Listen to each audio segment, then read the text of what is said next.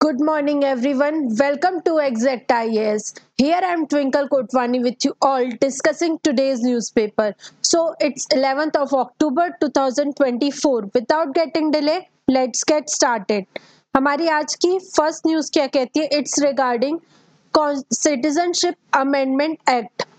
Information on Citizenship Amendment Act beneficiaries is not readily available, says MHA.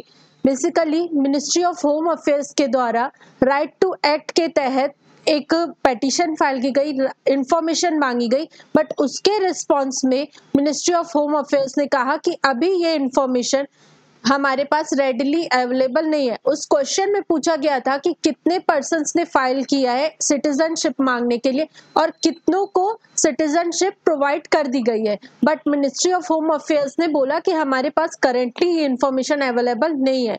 अगर हम इस news को UPSC से कनेक्ट करते तो हमारे लिए सिटीजनशिप का पूरा एक्ट साथ के साथ उसमें अमेंडमेंट बहुत इंपॉर्टेंट हो जाता है. पहले भी सिटीजनशिप से रिलेटेड क्वेश्चंस पूछे जा चुके हैं, सो उससे थोड़ा सा डेप्थ में समझते हैं. सिटीजनशिप आखिर होता क्या है? ये एक तरह का रिलेशन है जो कि किसी भी कंट्री में रहने वाले लोग अपने नेशन के साथ कैसा रिलेशन रखते हैं उस चीज को डिफाइन करने के लिए टर्म यूज किया जाता है सिटीजनशिप. मान लो हम यहाँ पे इंडिया के हम सिटीजन्स हैं तो हम सिटीजन है, लेकिन कोई पर्सन इंडिया का रेजिडेंट है तो उसे हम सिटीजन कंसीडर नहीं करते. फॉर एग्जाम्पल कोई यूएसए से हमारे यहाँ रहने आया है कुछ दिन के लिए, 6 मंथ्स के लिए, 1 साल के लिए, तो उसका हमारे नेशन के साथ कैसा रिलेशन रहेगा? एक रेजिडेंट का. हमारा कैसा रिलेशन रहेगा? एक सिटीजन का. इस चीज को सिटीजनशिप टर्म से डिस्टिंग्विश किया जाता है. थोड़ा सा और डेप्थ में चलते हैं. इंडिया में 3 लिस्ट चलती हैं: union list, state list, concurrent list. Citizenship union का मैटर है. यूनियन अपनी पार्लियामेंट के थ्रू इसे हैंडल करती है कि किस तरह से लोगों को सिटीजनशिप प्रोवाइड करनी है. सिटीजनशिप से रिलेटेड सारे रूल्स एंड रेगुलेशंस सब पार्लियामेंट के अंतर्गत ही आते हैं, वही इन सारी चीजों को डिफाइन करती है. सिटीजनशिप कोई टर्म हमारे कॉन्स्टिट्यूशन में डिफाइन नहीं किया गया है, बल्कि हमने इन्हें आर्टिकल्स के थ्रू डिक्लेयर किया है कि कौन कौन से पर्सन इंडिया में सिटीजन बनेंगे. जब हमने कॉन्स्टिट्यूशन बनाया था उस टाइम पर आर्टिकल 5 से लेकर के आर्टिकल 11 तक के आर्टिकल्स जो हैं वो डील कर रहे थे कि उस टाइम पर कौन से पर्सन्स इंडिया के सिटीजन रहेंगे और कौन से पर्सन इंडिया के सिटीजन नहीं रहेंगे. फॉर एग्जाम्पल आर्टिकल 5 हमें बताता है कि it provide for citizenship on commencement of the constitution. उस समय पर जो भी पर्सन इंडिया में बॉर्न थे या इंडिया में डोमिसाइल्ड थे उनको इंडिया की सिटीजनशिप प्रोवाइड कर दी गई. ये आर्टिकल 5 के द्वारा डील किया जाता है. आर्टिकल 6 बात करता है rights of citizenship of certain persons who migrated to India from Pakistan. हम सब जानते हैं हमें आजादी जिस टाइम पर मिली थी उस टाइम पे हम 2 नेशंस बन गए थे, एक पाकिस्तान दूसरा इंडिया. सो ऐसे लोग जो पाकिस्तान से माइग्रेट करके इंडिया आ गए थे उनकी सिटीजनशिप को डील करने के लिए हमने आर्टिकल 6 बनाया. आर्टिकल 7 डील करता है ऐसे पर्सन्स के लिए जो पहले रह तो रहे थे इंडिया में बट वो माइग्रेट कर गए पाकिस्तान, बट कुछ समय में उन्होंने वहां के सिनेरियो देखा, वहां की लिविंग देखी कि वहां पे किस तरह से चीजें काम करी और उन्हें वो नेशन नहीं पसंद आया, पाकिस्तान नहीं पसंद आया, तो वो वापस से इंडिया में माइग्रेट कराए. मतलब कि डबल माइग्रेशन वाले सिटीजनशिप को डील करने के लिए हमने आर्टिकल 7 बनाया.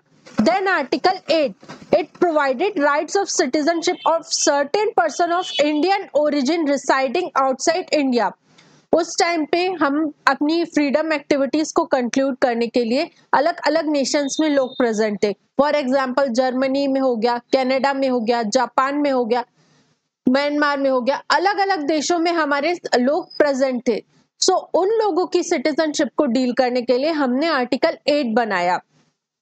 जो हमने हाई कमिश्नर्स बनाए या एम्बेसीज ऑफिस बनाई उनके अंतर्गत रूल्स बनाए कि जो भी पर्सन अपने आप को जाके रजिस्टर कर देगा with in a time ambit उससे हम इंडियन सिटीजनशिप प्रोवाइड कर देंगे. देन आर्टिकल 9, ये डबल सिटीजनशिप को अवॉइड करता है। इंडिया में सिंगल सिटीजन ही काम करती है। अगर आपने वॉलंटरली किसी अलग नेशन की सिटीजनशिप एक्वायर कर लिए तो ऑटोमेटिकली आप इंडिया के सिटीजनशिप से हटा दिए जाओगे। देन आर्टिकल 10 एंड 11 ये एम्पावर करते हैं पार्लियामेंट को कि इंडिया में सिटीजनशिप को डील करने के लिए पावर प्रोवाइड की जाती है पार्लियामेंट को कि पार्लियामेंट इस रिगार्डिंग कोई भी रूल्स एंड रेगुलेशंस बना सकती है। सो ऑलरेडी डिस्कस्ड कि आर्टिकल 5 से लेकर आर्टिकल 11 तक के जो आर्टिकल्स हैं वो सिर्फ उस टाइम पे प्रेजेंट लोगों की सिटीजनशिप को डील करने के लिए बनाए गए थे, बट उसके बाद की सिटीजनशिप का क्या। इसलिए समय समय पर नए सिटीजनशिप से रिलेटेड एक्ट्स लाए गए। पहला एक्ट लाया गया था 1955 में, कंटिन्यूअसली उसमें चेंजेस किए गए, अमेंडमेंट्स किए गए, 4 टाइम्स उसमें ऑलरेडी अमेंडमेंट किए जा चुके हैं। रिसेंटली 2019 में सिटीजनशिप अमेंडमेंट एक्ट लाया गया था। उस टाइम के बाद कॉन्स्टिट्यूशन के कमेंसमेंट के बाद सिटीजनशिप प्रोवाइड करने के 4 तरीके बनाए गए, by birth, by descent, by naturalisation and by registration. जिन लोगों का जन्म भारत में हुआ है उनको सिटीजनशिप दी गई। बाय डिसेंट, जिनके फादर या मदर इंडिया को बिलोंग करते थे उनको सिटीजनशिप दी गई। फिर बाय रजिस्ट्रेशन, अगर कोई पर्सन इंडियन ओरिजिन का है और इंडिया में रह रहा है तो उसके लिए डिफाइन किया गया कि वो अगर कंटिन्यूअसली 5 साल इंडिया में बिता रहा है तो उससे सिटीजनशिप दी गई। अब बात करते हैं बाय नेचुरलाइजेशन, मतलब कि नेचुरल तरीके से इंडिया की सिटीजनशिप को एक्वायर करना। इसमें प्रोविजन रखा गया कि कोई भी पर्सन अगर इंडिया में 11 साल का समय बिता चुका है प्लस 1 ईयर तो उसे इंडियन सिटीजनशिप प्रोवाइड की जाएगी। अब जो न्यूज आई है वो सिटीजनशिप अमेंडमेंट एक्ट 2019 से रिलेटेड है। थोड़ा सा इसे डेप्थ में समझते हैं। 2019 में जो एक्ट लाया गया वो बात करता है कि हमारी नेबरिंग 3 कंट्रीज पाकिस्तान, बांग्लादेश और अफगानिस्तान, इन 3 कंट्रीज में जो माइनॉरिटी ग्रुप के लोग हैं, Hindu, Sikh, Buddhist, Jain, Parsi and Christian, ये 6 कम्युनिटी के लोगों को अगर इंडिया की सिटीजनशिप चाहिए बाय नेचुरलाइजेशन तो उनके टाइम पीरियड को, जो 11 साल का टाइम पीरियड था, उसे घटा करके 5 साल कर दिया गया। ये था 2019 का मेजर जो अमेंडमेंट लाया था हमने एक्ट में, वो यही था कि हमने टाइम पीरियड को घटा करके 11 साल से 5 साल कर दिया गया था। हमारी जो न्यूज थी कि आरटीआई के थ्रू उन्हें इंफॉर्मेशन नहीं मिली, उससे हमने यूपीएससी से कनेक्ट किया और पूरे सिटीजनशिप के टॉपिक को इन डेप्थ एनालाइज कर लिया कि आखिर पहले क्या प्रोविजन था, अभी का क्या प्रोविजन है। इसी से रिलेटेड मैंने आपको एक पीवाईक्यू दिया है, इसे आप अटेम्प्ट करिए, इसका आंसर मुझे कमेंट सेक्शन में प्रोवाइड करिए। आने वाले समय में, मतलब कि अगली क्लास में, मैं आपको इसका पूरा डिस्कशन प्रोवाइड करूंगी। Next news is, as Delhi enters Deepavali season, government yet to issue orders to enforce its ban on firecrackers। Basically 9th of September को गवर्नमेंट ने इशू किया था एक, मतलब जनरली बोला था कि हम दिल्ली में पॉल्यूशन को कर्ब करने के लिए फायर क्रैकर्स पर बैन लगा देंगे, बट अभी तक इस रिगार्डिंग गवर्नमेंट का कोई भी ऑर्डर पब्लिकली नहीं अवेलेबल किया गया। वहां पर फायर क्रैकर्स की डिमांड कंटिन्यूअसली चल रही है, लोग मैन्युफैक्चर कर रहे हैं और सेलिंग हो रही है। इसी रिगार्डिंग ये न्यूज आई है कि दीपावली का सीजन तो आने वाला है, बट स्टिल फायर क्रैकर्स पर अभी तक कोई भी बैन नहीं लगाया गया है। Not that much important from the UPSC point of view, just it was for general awareness. The next is, Shinde government asks center to raise OBC non-creamy layer limit to 15 lakh। Basically थोड़ा सा depth में समझाती हूँ। हमारी India में reservation की policy work करती है, मतलब कि जो लोग already socially, economically, educationally backward class को बिलोंग करते हैं, उनको एक लेवल प्लेइंग फील्ड प्रोवाइड करने के लिए हमने रिजर्वेशन चलाया है। मतलब कि उन्हें कुछ फ्रीडम दी जाएंगी, उन्हें कुछ लिबरल चीजें प्रोवाइड की जाएंगी। इसी रिगार्डिंग हमने एजुकेशनल इंस्टीट्यूट्स हो गए या जॉब हो गए, उन सब में ओबीसी, अदर बैकवर्ड क्लासेस के लोगों को 27% रिजर्वेशन प्रोवाइड कर रखा है। इसी तहत एक कमीशन बनाया गया, मंडल कमीशन। मंडल कमीशन ने ओबीसी को 2 पार्ट्स में डिवाइड कर दिया, creamy layer and non creamy layer. उनका कहना ये था कि ऐसे लोग जिन्होंने ऑलरेडी एक लेवल अचीव कर लिया है, जिन्होंने इकोनॉमिक बेनिफिट्स अचीव कर लिए हैं, जिनकी इनकम सालाना 8 लाख से ऊपर की है, ऐसे लोगों को रिजर्वेशन का स्टेटस नहीं दिया जाए, रिजर्वेशन के बेनिफिट्स नहीं दिए जाए, क्योंकि वो ऑलरेडी एक बेनिफिशियल स्टेज तक पहुंच गए हैं। उनको डिक्लेयर किया गया क्रीमी लेयर, और जिनकी इनकम 8 लाख से कम थी उन्हें नॉन क्रीमी लेयर में रख दिया गया और उन्हें रिजर्वेशन के बेनिफिट्स प्रोवाइड करने लगे। उसके बाद इसी चीज को चैलेंज किया गया इंदिरा साहनी जजमेंट ने। इंदिरा साहनी जजमेंट ने भी बोला कि एक क्राइटेरिया डिसाइड किया, क्रीमी और नॉन क्रीमी लेयर को डिवाइड किया। उन्होंने गवर्नमेंट की पोजीशन, जो भी ऑफिशियल्स ऑलरेडी गवर्नमेंट को सर्विसेज प्रोवाइड कर रहे हैं, उनकी रैंकिंग के बेसिस पर भी क्रीमी और नॉन क्रीमी लेयर को डिवाइड किया। सो करंट स्टेटस देखा जाए तो इनकम को लेकर के क्रीमी और नॉन क्रीमी लेयर डिसाइड करने के लिए इनकम रखी गई है 8 लाख रुपए। महाराष्ट्र की गवर्नमेंट इसको बढ़ाने की बात कर रही है कि अब हम उस इनकम को बढ़ा दें और ऐसे लोग जिनकी इनकम 15 लाख से कम है उन्हें नॉन क्रीमी लेयर में लाया जाए और उनको प्रॉपर रिजर्वेशन के सारे बेनिफिट्स, एजुकेशनल इंस्टीट्यूशन में एडमिशन, गवर्नमेंट में जॉब और भी जो भी रिजर्वेशन के बेनिफिट्स प्रोवाइड किए जाते वो सारे बेनिफिट्स उनको प्रोवाइड किए जाएं। इसी से रिगार्डिंग यूपीएससी में ऑलरेडी एक क्वेश्चन पूछा जा चुका है, member of other backward classes with an annual income of less than 3 lakh rupees. इसको आप अटेम्प्ट करने की कोशिश करिए, कमेंट सेक्शन में मुझे इसका आंसर प्रोवाइड करिए, मैं नेक्स्ट क्लास में इसका सॉल्यूशन आपको प्रोवाइड करूंगी। The next one is tele mental health assistance to reach Puducherry soon. Basically पहले मैं डिस्कस करती हूँ टेली मेडिसिन क्या होता है। Tele mental health assistance and networking across states, ये एक इनिशिएटिव है जो कि गवर्नमेंट के द्वारा चालू किया गया था 2022 में। इस इनिशिएटिव के तहत government free tele mental health provide कर रही है पूरी कंट्री में, पर्टिकुलरली ऐसे रीजन में जो कि रिमोट एरियाज हैं और अनडिजर्व्ड एरियाज हैं। इसके अंतर्गत 2 टीयर में प्रोग्राम चलाया जा रहा है। पहले टीयर में trained counsellors and mental health specialist बनाए जा रहे हैं, मतलब कि टेलीमानस सेल्स एस्टैब्लिश किए जा रहे हैं जिसमें कि हम ऐसे स्किल्ड पर्संस को एम्प्लॉय करेंगे जो कि टेलीफोन के थ्रू लोगों को मेंटल हेल्थ से कवर करने के लिए अपनी सर्विसेज प्रोवाइड कर सके। सेकेंड वन इज टीयर 2, इसके अंतर्गत हम फिजिकल कंसल्टेशन के लिए इंफ्रास्ट्रक्चर डेवलप करें कि अगर किसी पर्सन को अपनी मेंटल हेल्थ को लेकर के थोड़ी सी ज्यादा प्रॉब्लम है तो वो फिजिकली किसी भी इंस्टीट्यूट में पहुंच करके अपना ट्रीटमेंट करवा सके। सो ये है गवर्नमेंट का इनिशिएटिव जिसे शॉर्टकट में टेलीमानस बोला जाता है। टेलीमानस 2022 में स्टार्ट किया गया था मेंटल हेल्थ की पोजीशन को इम्प्रूव करने के लिए। अभी रिसेंटली ये न्यूज में इसलिए है क्योंकि टेलीमानस की सर्विसेज हम लक्षद्वीप और पुडुचेरी में बढ़ाने की बात कर रहे हैं। Then next one is the growing course of litigation in India. Basically इस एडिटोरियल में इंडिया के जुडिशियल सिस्टम में जो भी चैलेंजेस फेस किए जाते हैं उनको डिस्कस किया गया।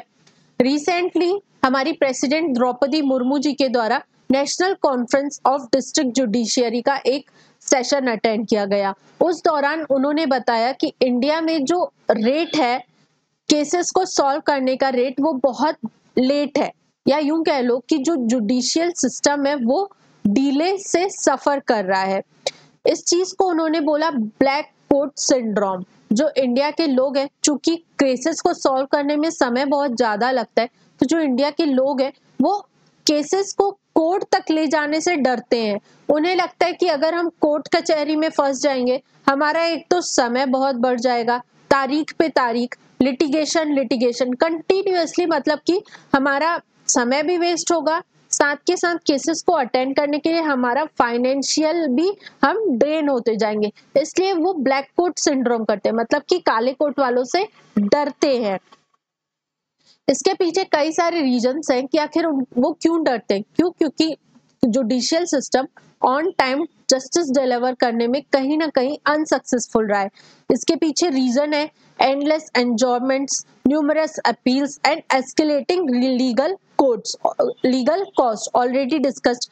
हमें जरूरत है कि हम इस चीज को थोड़ा सा और इफेक्ट उसमें समझे कि इंडियन जुडिशियरीज आखिर क्यों इंडिया की जुडिशियरी इतना डिले कर रही है। उसके पीछे का रीजन है scheduling and case management practices, मतलब कि जो इंडिया में केसेस आते हैं उनकी एकदम अनप्रिडिक्टेबल स्केड्यूलिंग की जाती है। आए दिन उन्हें एक दिन से दूसरे दिन तारीख पे तारीख ट्रांसफर कर दिया जाता है, जिससे कोई भी प्रिडिक्ट नहीं कर सकता है कि किस बेसिस पर जो है जजेस कोर्ट को एडजर्न करते हैं, कोर्ट्स की जो हियरिंग चल रही है उसे खत्म कर देते हैं, और किस बेसिस पर उन्हें तारीख प्रोवाइड करते हैं, डेट्स प्रोवाइड कर देते हैं। साथ के साथ कोर्ट्स में केस का मैनेजमेंट भी उतना इफेक्टिवली नहीं हो पाता है। सो इन सारी चीजों के कारण जो है कोर्ट्स में डिले बढ़ रहा है।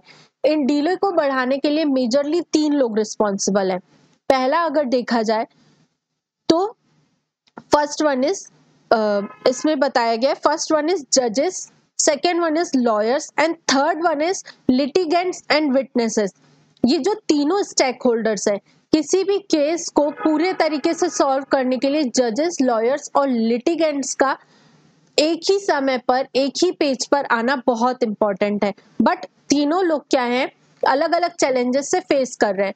पहला अगर हम देखें जजेस के द्वारा फेस किया जाने वाला चैलेंज वो है कि हायर कोर्ट्स, मतलब कि हाई कोर्ट और सुप्रीम कोर्ट से उनके ऊपर एक अलग सिस्टम का प्रेशर आता है कि आपको कौन से केसेस को पहले प्रायोरिटाइज करना है और कौन से केसेस को पहले डील करना है। पहला जो चैलेंज है। दूसरा चैलेंज है यूनिट सिस्टम, मतलब कि डिस्ट्रिक्ट जज, जब डिस्ट्रिक्ट जज है कोई, अगर उसे हायर पोजीशन में जाना है, हाई कोर्ट में जाना है, सुप्रीम कोर्ट में जाना है, तो उसे यूनिट्स अर्न करनी पड़ती है। जितने भी केसेस कोई जज सॉल्व करता है उतनी यूनिट्स उसके क्रेडिट में जाती हैं।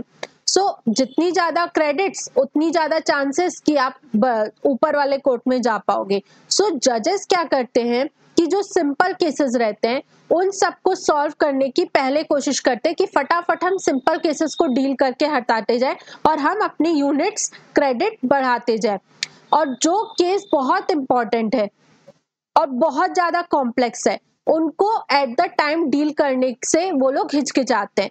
पहला चीज हुआ जजेस। दूसरा लॉयर्स। लॉयर्स क्या करते हैं, लॉयर्स एक तो अलग अलग जगह पे अलग अलग केसेस ले लेते हैं। सो अगर उनकी हियरिंग सेम टाइम पे होती है तो वो फिर डेट मांगने लगते हैं कि ये जो भी केस चल रहा है उसको एक्सटेंड किया जाए, और अनप्रेडिक्टेबल डेट्स दी जाती हैं जिसकी वजह से जो एक्सपेंस है कोर्ट्स में वो बढ़ता चला जाता है। जो पीपल्स है वो अपना सारा काम धंधा छोड़ छाड़ के और वहां पहुंचने की कोशिश करते हैं हियरिंग में। अपना अगर वो आई विटनेस हैं तो वो अपनी जो है स्टेटमेंट प्रोवाइड करने के लिए जाएंगे। सो ये सारी चीजें कहीं ना कहीं डिलेस को बढ़ा रही हैं। सो अगर इंडिया में हमें जुडिशियल सिस्टम को एक इफेक्टिव बनाना है तो हमें इन चैलेंजेस को कम करना पड़ेगा। जो यूनिट सिस्टम है जजेस का कि वो किस तरह से क्रेडिट अचीव करेंगे उसकी प्रोसीजर चेंज करनी पड़ेगी। लॉयर्स को एक पूरा रूल्स के अंतर्गत काम करना चाहिए कि वो अलग अलग स्केड्यूलिंग पर फोकस ना करें, जज को बार बार फोर्स ना करें कि वो डेट्स बढ़ाएं। साथ के साथ लॉयर्स ना अपनी जो भी प्रेजेंटेशन है वो जज के हिसाब से भी चेंज करवाते हैं। अगर जज उनके फेवर का नहीं है तो वो केसेस को डिले करवाते जाते हैं, अलग अलग डेट्स डिमांड करते जाते हैं। सो इन सारी चीजों को चेंज करने की जरूरत है। थोड़ा सा कोर्ट का जो सिस्टम है और थोड़ा सा टेक्नोलॉजी उनमें इन्वॉल्व की जाए ताकि जो डिले है और जो ब्लैक कोट सिंड्रोम जैसी फीलिंग सोसाइटी में फैली हुई है उसे कम किया जा सके। नेक्स्ट एडिटोरियल की तरफ चलते हैं। Can India escape middle income trap? Basically world development report 2024 जारी की गई वर्ल्ड बैंक के द्वारा। इसमें ये बताया गया कि इंडिया जो अभी ग्लोबल लेवल पर मेजर कंट्रीज है वो कहीं ना कहीं मिडिल इनकम ट्रैप में फंसी हुई हैं। मतलब कि ऐसी situation the slowing down of growth rate as income increases, मतलब कि जैसे पहले क्या होता है कि पहले तो सब एक छोटे लेवल पर रहते हैं, मतलब कि लोगों की इनकम कम रहती है, बट धीरे धीरे लोगों की इनकम बढ़ने लग जाती है। सो जो ये इनकम के बढ़ने की पोजीशन है, एक ऐसी पोजीशन पे पड़ जाती है जहां पे इनकम तो बढ़ी हुई है लेकिन जो ग्रोथ है वो कहीं ना कहीं ट्रैप हो चुकी है, ग्रोथ आगे नहीं बढ़ रही है, ग्रोथ स्टैग्नेंट पोजीशन पर रह गई है। सो इस सिचुएशन से कंट्रीज को बाहर निकालना थोड़ा सा मुश्किल हो जाता है। सो अभी ग्लोबल लेवल पर चीजें यहीं पर फंसी हुई हैं। सो वर्ल्ड बैंक ने इसके रिगार्डिंग 3 आईज का फॉर्मूला भी प्रोवाइड किया है। 3 आईज मतलब फोकस करते हैं 3 I approach, investment, infusion and innovation. Basically economies must invest, मतलब कि जो गवर्नमेंट है, जो भी चीजें गवर्न हो रही है किसी भी एरिया में इकोनॉमी को रन करने के लिए, सो इकोनॉमीज में इन्वेस्टमेंट को प्रमोट करना चाहिए, चाहे गवर्नमेंट हो जाए चाहे प्राइवेट इन्वेस्टर्स हो जाए, सब लोगों को इन्वेस्टमेंट पर ज्यादा फोकस करना चाहिए। Then infusion, ensure the infusion of new global technologies, जो भी बड़ी डेवलप्ड कंट्रीज में टेक्नोलॉजीज है उन सबको लेकर आना चाहिए अपनी कंट्री में, उन सबको इन्फ्यूज करना चाहिए वहां पर।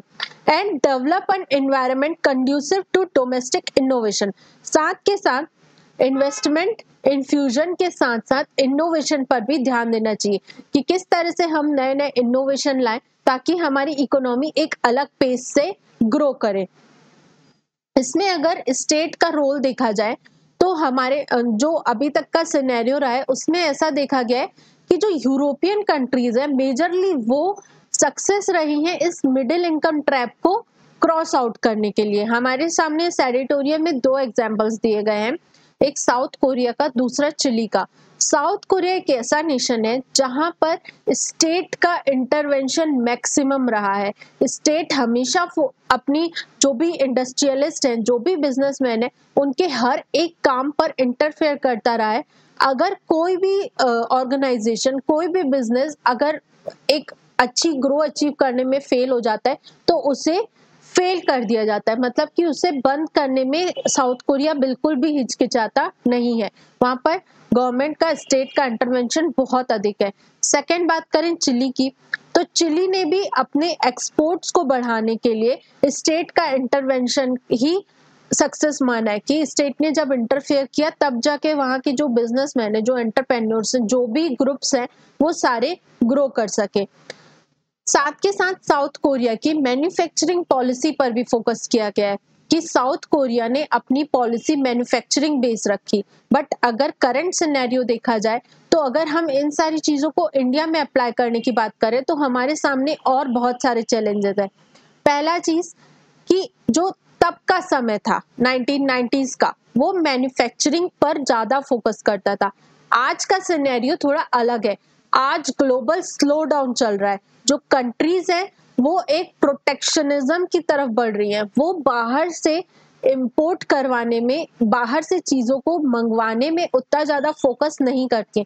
सो अगर हम एक हाई लेवल का मैन्युफैक्चरिंग कर भी दे रहे हैं सो हमारी अपनी कंट्री उसको कितना कंज्यूम करेगी। अगर हमें ग्रोथ करना है, मिडिल ट्रैप को खत्म करना है, मिडिल इनकम ट्रैप को, सो हमें चीजें एक्सपोर्ट करनी पड़ेंगी। बट बाहर का जो वर्ल्ड है वो तो तैयार ही नहीं है हमारी एक्सपोर्टेड गुड्स को रिसीव करने के लिए। तो सबसे बड़ा चैलेंज कि तब का टाइम कुछ और था, तब मैन्युफैक्चरिंग का एक दबदबा था, अभी मैन्युफैक्चरिंग का इतना ज्यादा फोकस नहीं है। साथ के साथ दूसरा जो इम्पोर्टेंट फैक्टर है वो है democracy.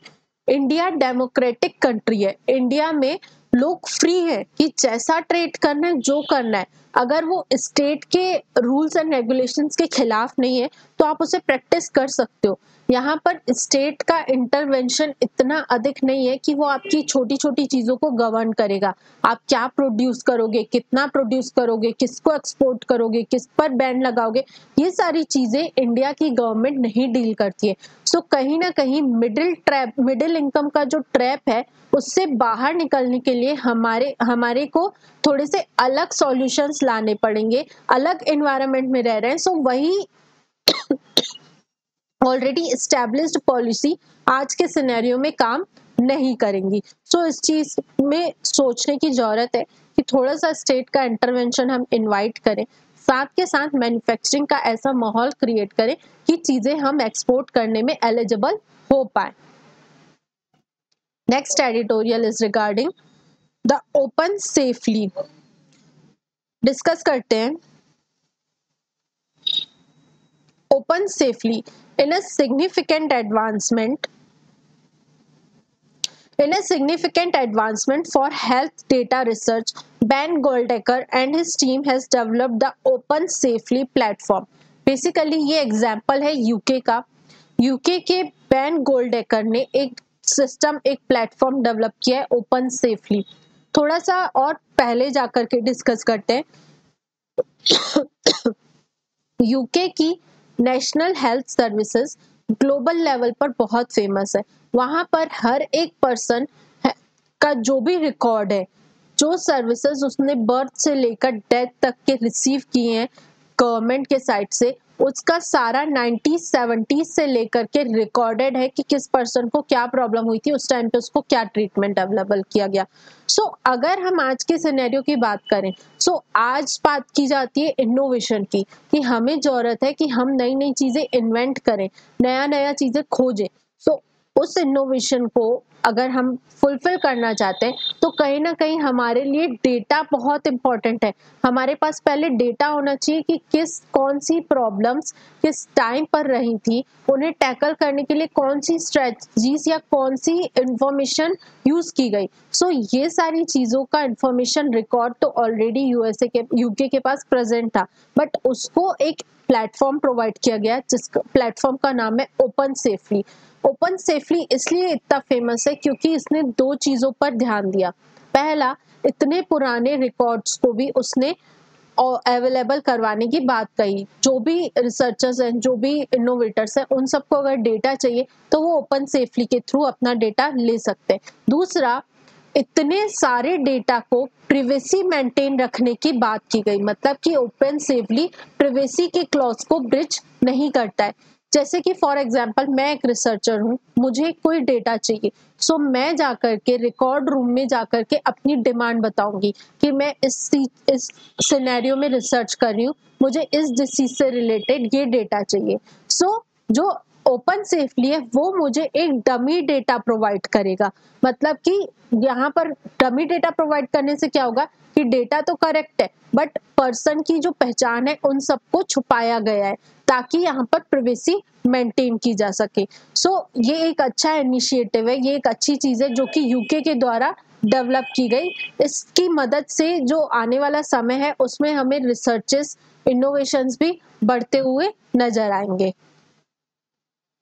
Next one is India ASEAN nations to look at linking payment systems. Basically कल मैंने बहुत डेप्थ में डिस्कस कर लिया था कि आसियान एक ग्रुप है जो कि 10 मेंबर्स की कंट्री का ग्रुप है, जिसे हमने 1967 के बैंकॉक डिक्लेरेशन के बाद बनाया था। आसियान का सेक्रेटेरिएट इंडोनेशिया जकार्ता में स्टैब्लिश्ड है। आसियान बेसिकली रीजनल कोऑपरेशन और ग्रुपिंग पर ज्यादा फोकस करता है कि अलग अलग एजुकेशन, हेल्थ सर्विसेज, ये सारी चीजों में कैसे ये जो आसियान की कंट्रीज है ये आपस में किस तरह से कोलैब करें, कोऑपरेट करें और इकोनॉमिक ग्रोथ को ऊपर बढ़ाएं। Recently India ASEAN summit conduct करवाई गई। इस समिट के दौरान बात किया गया कि अब आसियान नेशंस के साथ इंडिया मिलकर कोलैब करेगा फिनटेक कंपनीज को मिला करके। मतलब कि कहीं ना कहीं दोनों आसियान ग्रुपिंग और इंडिया के बीच में अगर हम ट्रांसफर करना चाहते हैं, डिजिटल पेमेंट इंटरफेस को एक्सचेंज करना चाहते हैं, तो किस तरह से मैकेनिज्म को फॉलो करना चाहिए, पहली चीज। दूसरा चीज इसमें बात की गई comprehensive strategic partnership for peace, stability and prosperity in the region. इस इंडियन ओशियन रीजन या यूं कह लो आसियान रीजन में पीस, प्रॉस्पेरिटी को इंश्योर करने के लिए इंडिया और आसियान किस तरह से कोलैब करेंगी, इस पर फोकस किया गया। साथ के साथ इंश्योर किया गया कि जो मैरीटाइम सेफ्टी है, मैरीटाइम रीजन को peace, safe and secure for all बनाया जाए। फिनटेक कंपनीज को कोलैब किया जाए ताकि आने वाले समय में हम ट्रांजैक्शंस को इजीली कंडक्ट कर सके। साथ के साथ साइबर सिक्योरिटी में भी अपना कोलैबोरेशन बढ़ाने की बात की गई। आसियान बेसिकली 10 मेंबर कंट्रीज का ग्रुप है। For example Indonesia, Malaysia, Philippines, Singapore, Thailand, Brunei, Vietnam, Laos, Myanmar and Cambodia. So ये था आसियान और इंडिया के बीच में ज्वाइंट स्टेटमेंट होने के बाद का जो भी हमारे सामने रिपोर्ट्स आई उसके बारे में डिस्कशन। कल जो मैंने क्वेश्चन दिया था वो एक था मॉनेटरी पॉलिसी कमेटी के बारे में। सो इसका जो आंसर है वो है 1। ऑलरेडी डिस्कस मॉनेटरी पॉलिसी को हमने 2016 में बनाया है। ये 6 मेंबर्स की कमेटी है जिसमें 3 आरबीआई के मेंबर्स रहते हैं, 3 गवर्नमेंट के मेंबर्स रहते हैं। सो जो सेकंड स्टेटमेंट है जो बात कर रहा है कि ये 12 मेंबर बॉडी है, ये गलत है। Third statement under the chairmanship of the union finance minister, ये भी गलत, क्योंकि ये आरबीआई के गवर्नर के अंतर्गत काम करता है। इसलिए हमारा सही आंसर क्या होगा?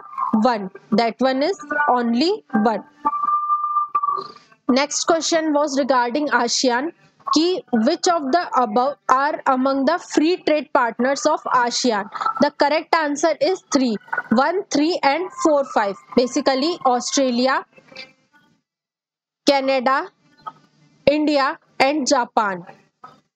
इसमें ऑप्शंस का डिस्क्रिप्शन ऑलरेडी दिया गया है कि फर्स्ट ऑप्शन, सेकेंड ऑप्शन और थर्ड ऑप्शन क्यों गलत है, आप रीड कर सकते हैं। So this was all about today. Thank you so much. Hope you all like the session. इस तरह के और इंटरेस्टिंग सेशन से जुड़ने के लिए ज्वाइन करिए एग्जैक्ट आईएएस। हमारे इंस्टाग्राम चैनल, यूट्यूब चैनल और टेलीग्राम की लिंक्स डिस्क्रिप्शन में ऑलरेडी प्रोवाइडेड है। आप हमारी इस लेक्चर की वीडियो पीडीएफ आपको हमारे टेलीग्राम चैनल पर मिलेगी। वन मोर थिंग, मैं आप लोग से एक सजेशन लेना चाहती हूँ कि जिस तरह से हम प्रीलिम्स बूस्टर या यूं कह लो कि प्रीलिम्स रिवीजन को, प्रीलिम्स बिट्स को डिस्कस कर रहे थे, क्या आप चाहते हैं कि हम उस इनिशिएटिव को कंटिन्यू करें? कमेंट सेक्शन में बताइए। चूंकि वीडियो की लेंथ थोड़ी सी लंबी हो जा रही थी इसलिए मैंने उस इनिशिएटिव को थोड़े दिन के लिए बंद कर दिया है।